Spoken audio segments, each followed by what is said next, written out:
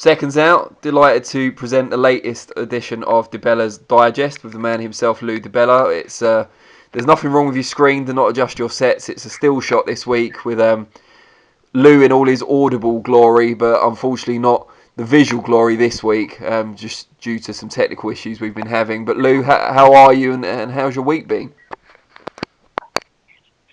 It's been a crazy, it's been a crazy, disturbing week, frankly, here in the States, but it's not something that shouldn't be anticipated after what went down here. And, it's a very important time, I think, here in America, and crossroads time, We have to, we have to fix some things because the unrest we're now having and the problems in the streets, they're not going to be solved in the long run until we fix the underlying problems, and we have a lot of underlying problems. And we got to work on them.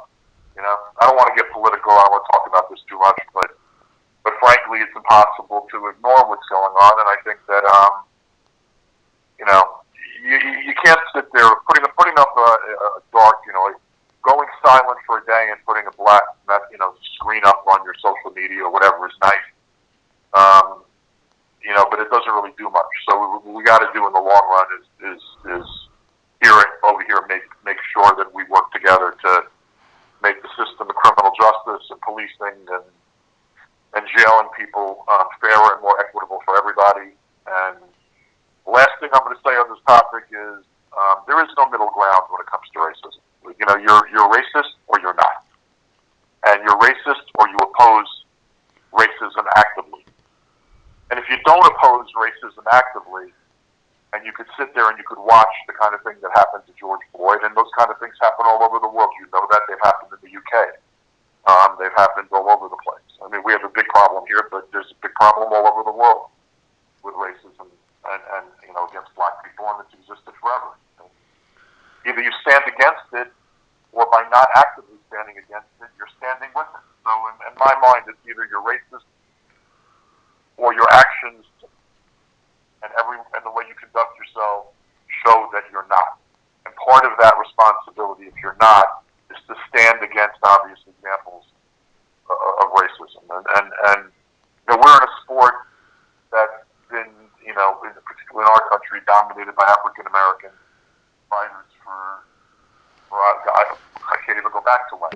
And there's a long history here in America of African American fighters being active, game changers in terms of the civil rights movement and bringing attention to the plight of African Americans. From Jack Johnson to Joe Louis to Muhammad Ali, we have that history. So I do think it's important that our sport is aware and woke and working toward helping to make change and make things better and fairer.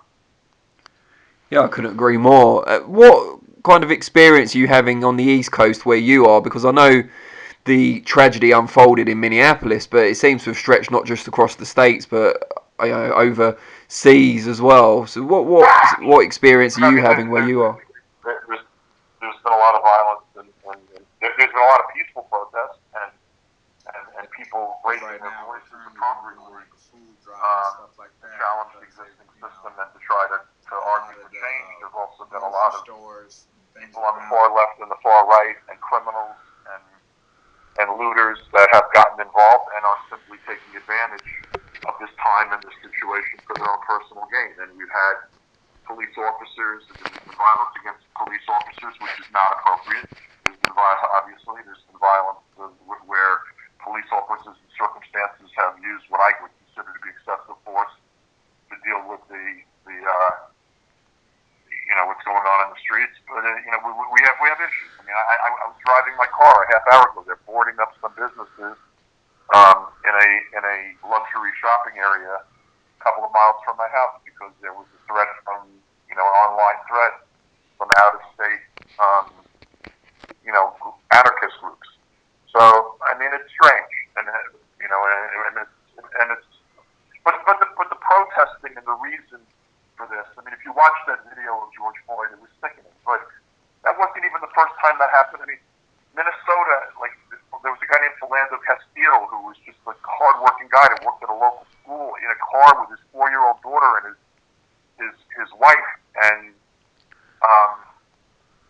he was sitting there calmly when he stopped for really basically no reason, and was sitting there calmly talking to the police. And they were asking for his ID and whether he had a weapon. He said, "I have a concealed weapon, but I have a light carry permit. It's in my pocket." And then, when he reached to show them his ID, they shot him, and nothing happened. In fact, I think the officers were cleared in that case. So then, when you see something in an 8-minute video of someone being slowly suffocated in front of cameras, where a cop looks like he's mugging for the camera, and he's being videotaped, like the arrogance.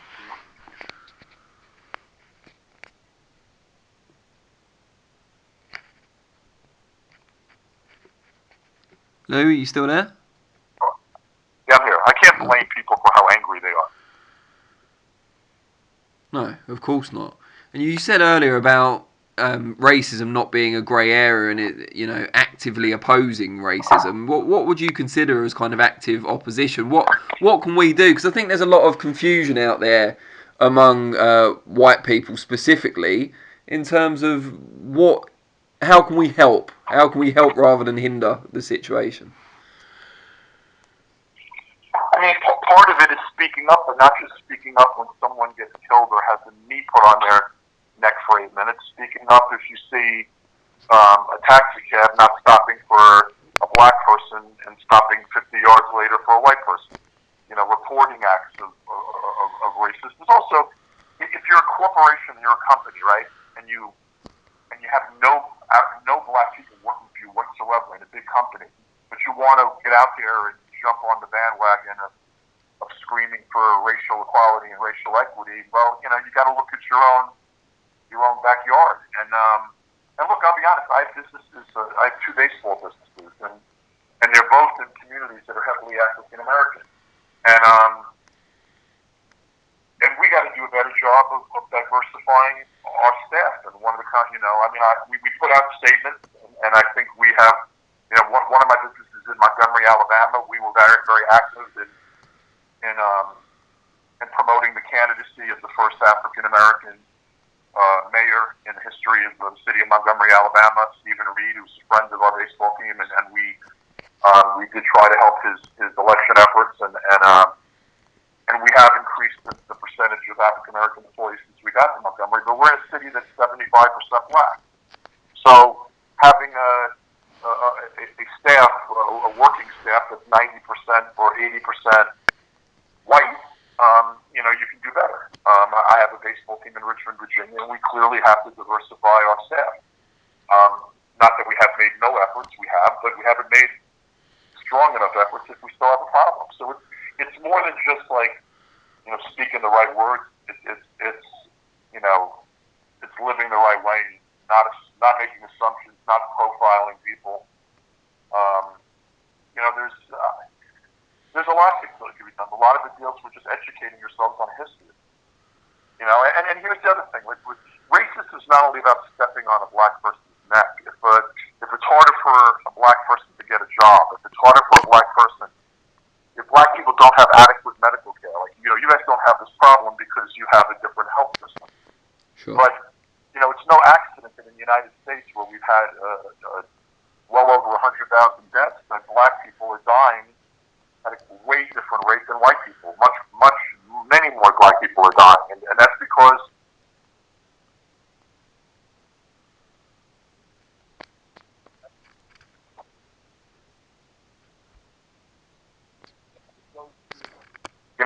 hundreds of years of history. And I'm not the comments I get when I say some of these things, particularly on social media, blow my mind, and it does show me how much of a problem we have, because I don't think I'm saying stuff that should be that controversial, and frankly, what I'm saying is just facts. I mean, come on. Who are these, we had this conversation, I think, Danny, a few weeks back when we were talking about essential workers, right? And who do you think, in the United States, it's not affluent white people who are stacking the shelves at stores with essential items. It's not affluent white people that are cleaning hospitals and nursing homes and health facilities. It's not affluent white people who are driving buses or, it's not. and the poor, whether they're white, black, brown, yellow, whatever, the poor get it harder than anybody else. More of them are going to die of coronavirus. More of them are going to. Here, the way our system is here, we don't have a system where everyone gets entitled to get the same medical care. We have a system where you get much better medical care if you're a wealthy person. You know, and you know, we have, and therefore that system is inherently racist. It's inherently, you know, it inherently creates problems for black people and for you know, people who are less economically you know, situated. So it's when people talk about systemic racism, it's not just about not using the N-word. It's not just about treating everybody with the same degree of respect and decency. It's not just about that. It's also recognizing what's been done and why people are where they are right now, and trying to get to the root of it and rectifying it. Yeah, and I'm sound like a preacher. No, not at all. Talking about boxing. Well, in a kind of clumsy segue, I think we have to praise Floyd Mayweather for agreeing to pay for the funeral expenses, or offering and agreeing to pay for the funeral expenses of George Floyd. And yeah, and I look, no act of kindness should be criticized by anybody. And all these people saying, "Oh well, big deal, he's worth $1 billion and he's paying, you know, not a lot of money." You know what? Any act of charity or kindness should be celebrated, not criticized. And I think it's a nice thing that Floyd did that. I think Floyd's done a lot of nice things. Sometimes, you know, often they're not you know, they're not advertised. You know, but I think that's you know, it certainly was a nice gesture that he made that donation to the family.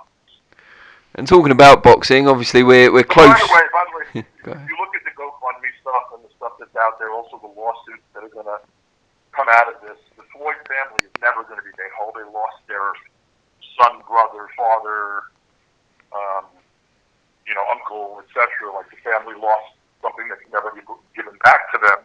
But economically, you know, they're okay. They're going to get a huge settlement from the state of Minnesota. There's been, I believe, like an incredible amount of money has been raised in GoFundMes for the family, and I saw a GoFundMe that was climbing for his daughter, who's now left without a father. But I don't think that's the issue. I think the issue is much more, you know, it's not just George Floyd. There's, you know, I don't know the names as well as my black friends and black brothers and sisters would know the names, because it's not hitting us as white people the same way. But I can name myself 10 or 15 of these incidents, particularly incidents that were striking because there's been videotape, and this is not the first time there was videotape. This one was just so horrendous to watch, and so long, and people begging for the man's life, and the man begging for his own life when this animal cop is slowly squeezing the life out of him. And this one was too much for any decent person to watch. But honestly, I can pull up 10 videos that I've sent on my own timeline over the last few years. So this is happening all too regularly, and it goes to, you know, we need to educate the people in positions of power. If you're a racist or a white supremacist, you shouldn't be a cop. And we got to vet our cops, and we have to make sure that cops that are out there with the attitude that there's a different set of laws and a different set of norms. Hey, look, you saw the vision. There were pictures all over the world of, I'm going to say white trash, and I'm going to have a lot of people pissed off at me, but these fucking people with AK-47s and submachine guns running into state capitals to protest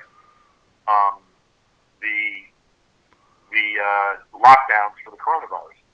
You know, there were loads of these protesters screaming about the government, you know, stepping into their lives, running to state capitals, holding assault weapons. Of course they were all white, and of course none of them were detained, shot, arrested, abused. Could you imagine, like, an African American running into a state capitol, even if it was licensed, with a gun in his hand? Yeah. What do you think would happen? Well, it wouldn't end well. I think we can agree. You know, there's videos here of, like, guys that bloody hands who have just murdered people being peacefully taken in by the cops, and then you have a guy that may have passed the $20 fake bill or check, and his life is being squeezed out of him when he's cooperating and not fighting with them. So, obviously this is a huge, huge problem, and while I'm so disheartened by the looting and the loss of life and the loss of property, the other thing that's unfortunate is when people are going out there and they're protesting, and most of this looting happens in places that could least afford it. Yeah. And it's part of the whole cycle of poverty and the cycle of racism. When there are these horrible acts take place, then there's a natural reaction, but that reaction gets overly heated, and then people come in who don't belong there from out of town, people are just looking to agitate that don't care about that community, and communities wind up burning down, and people who have worked hard for their business wind up being attacked and hurt. And it's a cycle, and the cycle needs to get broken at some point, and I think that's why there's so much unrest here right now. I couldn't agree more. I guess talking about boxing just seems really redundant after. To be honest, man, it's been like, if I get a call and there's a fight I can make, or there's in the future, or there's stuff to talk about, believe me, I've been waiting on Eddie's call after he sent me a text yesterday. We need to chat this week, so I've been waiting on that call. But when you look at what's going on in the world right now and all the issues we have, and particularly how right now in the States between the virus and a complete unrest and leadership of our country and my country that's so fucked up, it's hard to go back and talk about a fight. You know what I mean? Not that I won't do it; I'm willing to do it, but it's just not something. Right now it's a dark time, man, and it's 2020, not 1968. And I was literally like a little more than a toddler. I was a young child when Martin Luther King got killed and Bobby Kennedy got murdered, and I remember the unrest of the '60s even as a little child, and I remember the civil rights movement. But it's pretty amazing that in a lot of ways things aren't that different in 2020 than they were in 1968. I mean, they're different in some ways, but in other ways they're all too much the same. And we got to do better. We got to do better here in my country, but we got to do better all around the world. And I don't think white people fully, there's that term white privilege, and it freaks out a lot of people. And by the way, like, it blows my mind, like, how many people think that the words Black Lives Matter are bad words. Not bad words. If you don't believe Black Lives Matter, then all lives don't matter to you. So don't sit there and if someone goes Black Lives Matter, go, no, all lives matter. Because you're probably a fucking racist if you're saying that. Well, yeah. and of course all lives matter. Of course. But in a world and a time and places where it's clear that Black lives matter less, it's not okay. And white voices saying Black lives matter and meaning it is important. And the appropriate response is not all lives matter. Because that's sort of like saying, no, fuck off. Like, no. Because it's like not recognizing a problem. There clearly is a problem. You and I get treated very differently than the average black person when they're stopped for a traffic violation. And that's true in most places on this planet. Not just in the United States. Yeah, I think you're completely right, and I think the kind of Black Lives Matter thing as well is redressing a historical imbalance, isn't it? I don't think anyone's implying that white lives don't matter by their actions and stuff. Exactly, and therefore it's the people that don't have that same regard for people that are different themselves that want to turn it into something negative.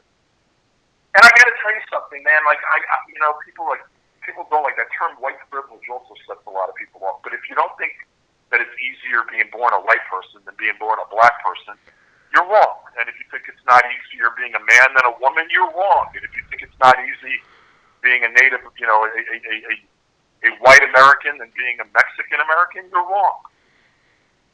It just is. And that's evidenced by every possible measurable thing. I think you see a lot of people getting defensive, especially on social media. You see the kind of white privilege thing, and people come back and say, well, that doesn't mean I've had an easy life. They completely misunderstand the concept, or maybe deliberately. But no one's saying you've had an easy life. And there's a lot of, look, our system of, the United States has such horrible problems with healthcare, and those problems cross over racial lines, but, there are more people of color caught up in the cycle of poverty than there are white people, but there are loads of working class and poor white people all over this country that don't have access to proper medical care and are dying at greater rates from this coronavirus, but also dying at greater rates from heart disease and cancer and everything else, because if you don't have appropriate health care, you're going to die at a higher clip. And we got to do better than that. There's no excuse for that. And there's so many, and when you look at healthcare, so many other countries do it better than we do. And we're supposed to be one of the leaders of the fucking free world. Get out of here. Yeah, I mean, it's hard to see any of that changing with the current leadership, unfortunately. But there is an election coming up. So. Well, there is no leadership, and this guy's a clown. And honestly, a lot of people in boxing have known this guy for a long time. He was, he's always been this kind of guy. He's never been a great guy. I hated Trump long before he became president. And by the way, I never even knew he was a Republican. He's a Republican by convenience. I mean, years ago, like his politics, you never really were sure about his politics. All you knew was he wasn't a nice guy.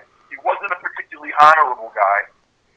He wasn't a person of high moral, fiber. And he was an asshole. And he still is. And he's running my fucking country. And it's driving me crazy.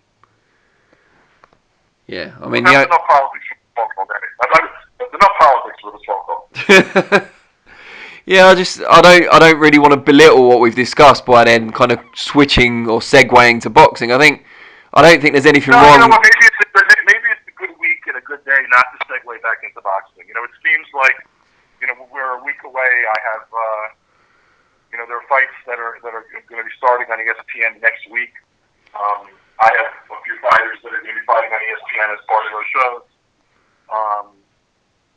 I spoke to Eddie and briefly, when I speak to Eddie, I got a message from Eddie that his own schedule is going to become clearer and his schedule is going to become clearer, and he was going to get back to me shortly. I've heard that the PBC is looking at a July, August return. So I think that you're going to see, as we've talked about for a long time, boxing coming back in a slow and deliberate way. But for today, let's leave boxing for next week's discussion. And frankly, not much has changed since last Wednesday anyway. No, I completely agree. At least in the boxing world, nothing has changed much since last Wednesday. No, but some of the stuff you've said is hugely important anyway, and I think, far more important than boxing, certainly at this moment in time.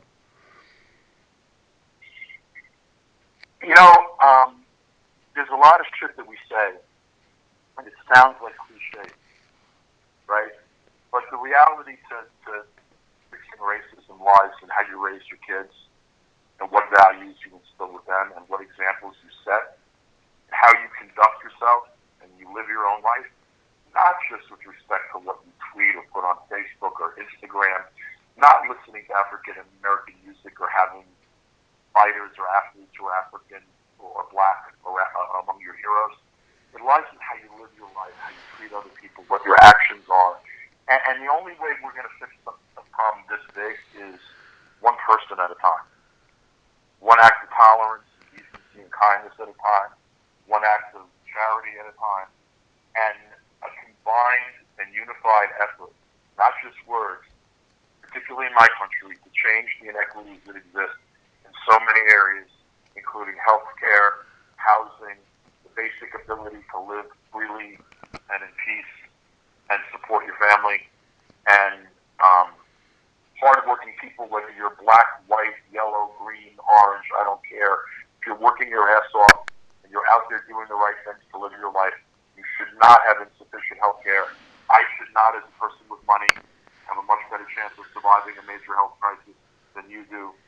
Stuff like that needs to be rectified because it's part of the whole problem. It's not just use of language or police brutality. It's a whole system of injustice. I think when people talk about systemic racism, that people are using that term left and right now. It's become like this last week in the States.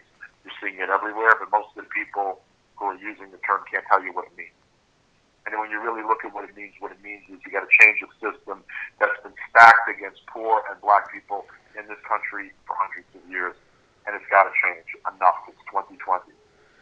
As a little kid, I remember being traumatized by seeing stuff. And my mother exposed me to this. My mother, I got to be like, give thanks to my parents because, like, my mom and dad in the 60s and the 70s before, my mom and dad always had, friends who were black and brown and of all, I never heard a term of racial, like, hate in my house as a kid. And I think that's one of the reasons why it's always been shocking to me to see, when I got down to, and I'm working, like, my baseball businesses are both in southern states, and particularly when you go to Alabama, you're in the deep south, and yeah, there are a lot of people down there that are really working toward change, and a lot of really good people, great people down there in communities that are growing and fixing themselves. But you drive a few minutes away, and you think you're in Selma, Alabama in 1967. That how little has changed, and we have politicians in the Republican Party that have been, I don't know we want to pick political parties, but we have picked people who are blatant known racists, who literally used racist and racist rhetoric to get themselves elected, and that's the problem we have right now with the leadership in the White House, is that he appeals to the lowest in all of us. The guy running America does not appeal. He's not a unifying force. Again, I think when you're the prime minister of a major country, or you're a president of the United States, that you're sort of a father figure to your country. I mean, you set the tone, and if you don't set a tone of justice, and you don't set a tone of peace, and you don't set a tone of tolerance and acceptance and a willingness to change, then why would you expect the rest of the country, to act differently? Yeah, no, I completely agree with that. That's the end of my spiel for today, and I'm sure that I don't know how many people listen to this stuff in the first place, but I'm sure some of them are already turning it off when they before we get to this point. But I don't know, man. You asked the question. Right now, I'm sitting here. CNN's on the background. I'm watching what's going on. It looks like they're gonna charge the other 3 cops today. And we'll see.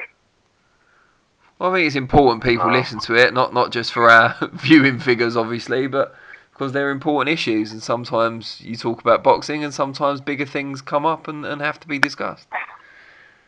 And I addressed this with a tweet the other day, but it's funny, I don't lose followers very often, but it's really weird. Not weird, it's sort of expected. But when I threw up the words Black Lives Matter a few days ago, and I have to say that I saw this video was sent to me, literally the day the video came out of George Floyd. I saw it and I reacted to it because it was so mind-blowing to me. But it's amazing the reactions.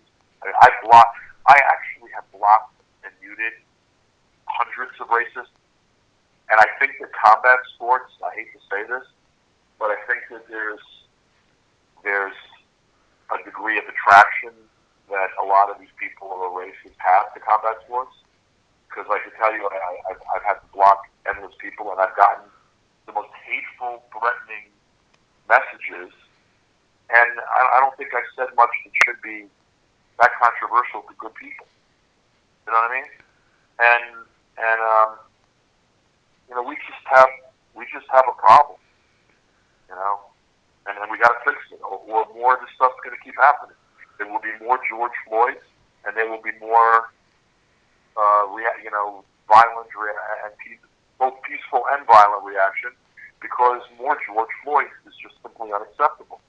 And like I said here, we've had, since this quarantine started, an African American woman was shot in her own house. An African American man jogging was chased by a truck, blocked, stopped, and shot. And that's in the last couple of months, when people are sitting home with nothing to do but watch the news. I can't even imagine being a black person and having to watch that stuff, having to explain it to my kids. Yeah, devastating, isn't it? Yeah. Anyway, let's hope for better days ahead, and let's hope for less weeks fewer weeks like this. Yeah. Indeed. Anyway, my friend, it was good talking to you, and I'll talk to you next week. Hopefully, it'll be a better week this week. Fingers crossed. Brilliant. Well, thanks you for your time, as always, Lou, and speak to you next week. Thank you, Nate. Take care.